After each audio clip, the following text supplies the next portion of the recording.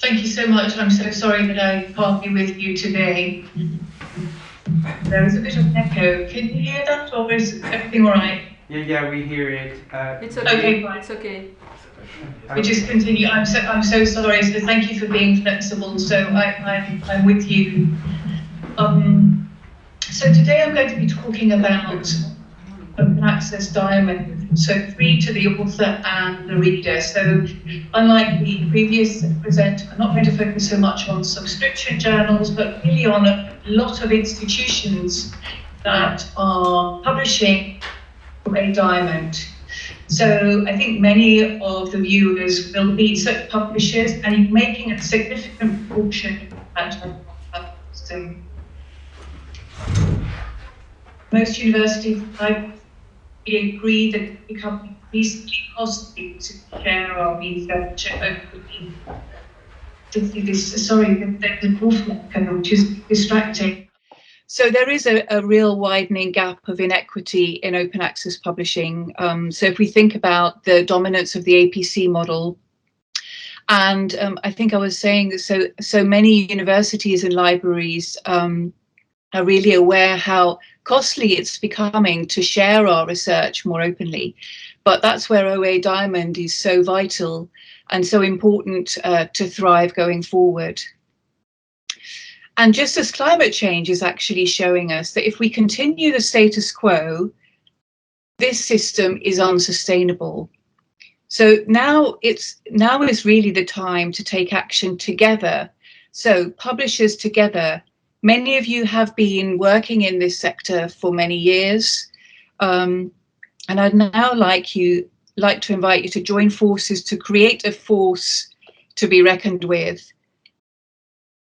Something that where we are stronger in numbers and where a diverse and a bibliodiverse ecosystem is also a stronger publishing system. So what I hope that we can achieve in years to come is that we create a thriving, equitable, and more connected, innovative, and scholar-led publishing ecosystem. And let me tell you how we'll get there. So first, we need to understand the current landscape. We have Pierre Monnier in the audience. He led this pioneering research project to understand the OA diamond landscape. It was funded by Science Europe and for Coalition S. And I think many of you have seen the results, which were published earlier on this year. And to support my vision for going forward, I will also highlight some of those key results. Some of the research that we have looked at comes from survey responses, and I'll refer to those. And more than 1,600 journals responded. And I'd like to thank some of my colleagues for some of the slides today. So SPARC Europe was one of those partners. And a more equitable open access publishing system is really key. So as I said, I think you have probably seen the findings. Many of you haven't looked at the recommendations. I still would like to promote those, and I will mention some of those to you today. So let me just tell you, give you some of the highlights of that research.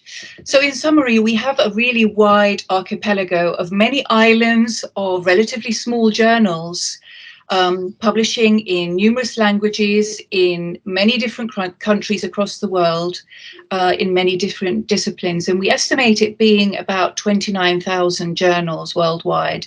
Now, I'm not going to question the relevance and whether there are too many or too few at this point. I'm reporting on the status quo.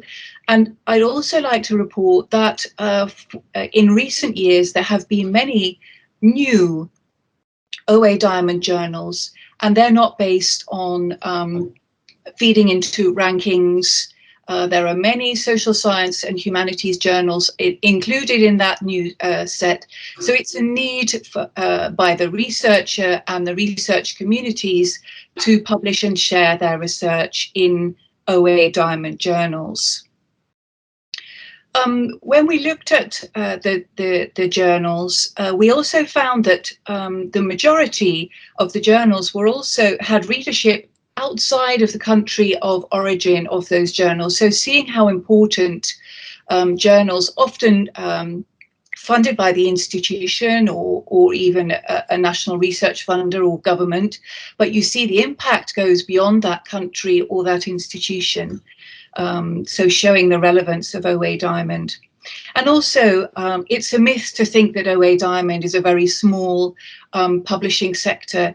If we looked at the average number of articles, we had about 350,000 articles in 1 year, as compared to 453 APC-based ones. And if you think of the very low resources, the very low costs of OA Diamond, I think you'll think that that's rather impressive and showing the significance of this sector. And we also found that a significant amount of OA Diamond journals were also publishing in more than one language. So how important it is for languages outside of the Anglo sphere.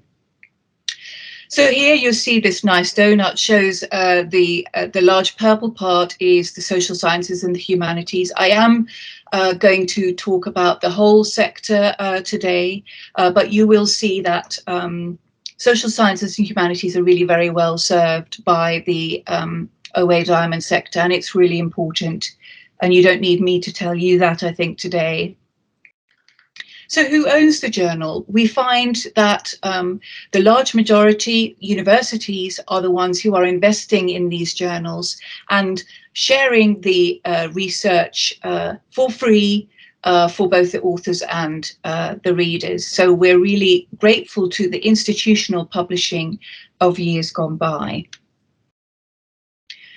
Now, before I get to some of the operational challenges, though, so if you just imagine these thousands of journals worldwide, many of them working in islands themselves, what happens if you are on your boat? You know how to, you have your safety, your life jackets on, as you can see there, you know how to row. Some of you have a dinghy like this one, but there are some which are much larger, like oil tankers, and they move more slowly. But what happens when around the corner you have something like Plan S or the European Open Science Cloud? This could mean some waves to your boat. Can you maneuver? How do you manage going forward?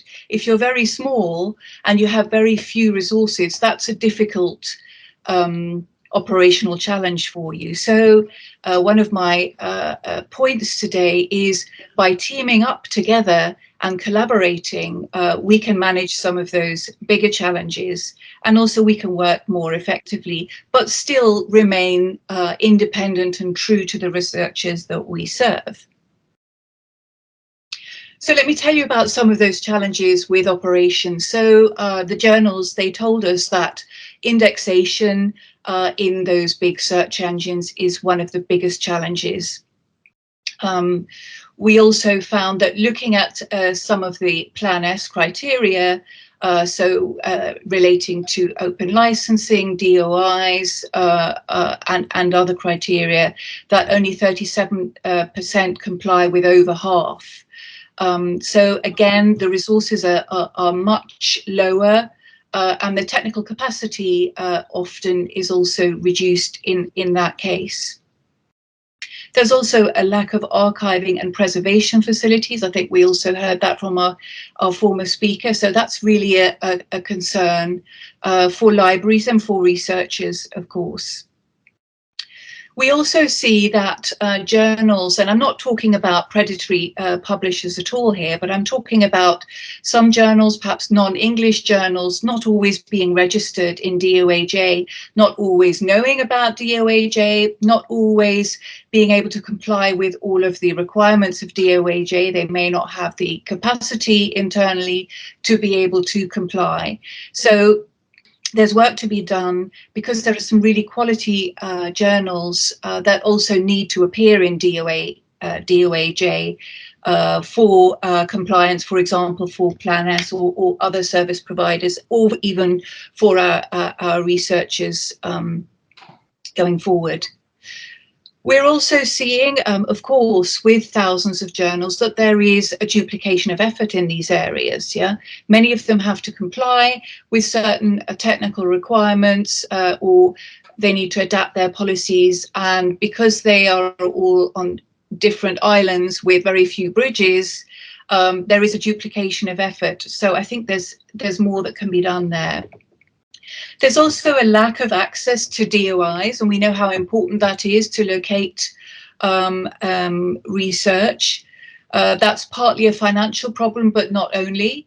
And also anti-plagiarism software is not always available to all. And furthermore, there's also a lack of data on the costs. What are the costs of OA Diamond? So although it might be free to the reader, or to the author, of course it has a cost. And the financial status, I'll tell you a little bit about that. So there are some concerns here, some real challenges, I think, which are probably common and recognizable to many of you. We also asked with a full text question. I think we had more than 400 responses, and more than 200 said that there was a real need for shared tools and services, as well as then structural funding coming in second. But tools and services, how can we work on together in certain areas to help us with some of the areas I just mentioned? So I'd like to talk to you about building capacity in OA Diamond. I think, and I hope that you'll agree with me, that what we really need to do is we need to build technical capacity, editorial, financial, which I already mentioned, and administrative capacity. So across the board, there are areas where we can collaborate. And that can also strengthen our sector and mature it. So connect those more mature and larger journals with the smaller. That can help us innovate together more cost effectively, and it will save us costs and prevent that duplication of effort. And I think what's also really important, that if we do build capacity going forward, we need to have a say on how this system, how this new capacity building centre will work. What I'm suggesting is not that we centralise everything, that we federate and collaborate where it makes sense. So streamlining where things make sense. And when we build things together, we need to co-govern, it needs to be community governed, and that we have a say, meaning you as publishers have a say in how it's developed and maintained. So what you can do to build a human capacity is that you develop more partnerships, as I said, to build common services, to discuss issues and solutions to some of those bigger challenges like indexing or preservation, where you can also share expertise and upskill at webinars or workshops and trainings. And I think what's also important, developing quality standards together. Now, you might say, well, there are plenty of standards. That's partly the problem. We have standards, DOAJ, CORE, COPE, EASE, OASPA, but we also need to build a common standard structure that we can all use to build that strength in the sector going forward. And I think communities of practice and resource hubs will help us. So in different languages, for different domains, for different areas and issues. We can work on monitoring costs and look, for example, if you look at some of the resources that have been put out there over the last couple of years or so, if we're thinking about looking at how our costs can be better administered, look at this together with our colleagues and find something that works for OA Diamond as well. or we collaborate on joint projects and join up, or we use and develop more shared services. So here we've got a range, and we have in next week, SPARC Europe has an event, a webinar. I would really like to invite you to attend, where we're bringing some national and regional open access publishing platforms together to talk about their approach to publishing, who they're serving, what their vision for the future is, and that's probably going to start a short series to discuss some of the opportunities and the challenges that some of those larger platforms have. So collaborating on some of those issues that I mentioned. And what about the financial sustainability? So I was talking about human capacity, where we can build those bridges together by collaborating together, by building services or building knowledge. What does the financial situation look like? Well, first of all, running an OA Diamond journal largely is run at a very reduced rate. We looked at this across the board. Also, some of the more affluent countries in Europe still are running journals on the price of a couple of APCs, right, per year. So the large majority running under 10,000 US dollars or euros. So how do they do it? Well, how they do it is 60% rely on volunteers, and 86% of those have a high or a medium reliance on volunteers. So a lot of in-kind contribution from institutions. And I think what we asked ourselves is, we would like to know more about what is the role of the volunteer. Is it part of the career development of the researcher, or is it because there aren't enough resources to go around? And so out of the good heart of some passionate researchers who are running some of those journals, you know, they are working outside of their hours to run a journal or support a journal. And I think we also thought that, you know, what kind of reward structures are there for those involved in OA Diamond publishing?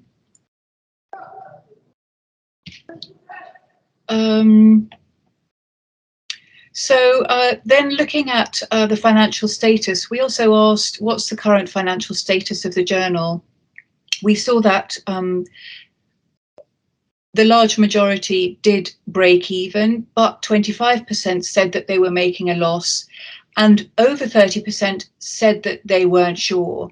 And that was because they weren't recording the financial data of their running costs. Now, who funds Diamond OA?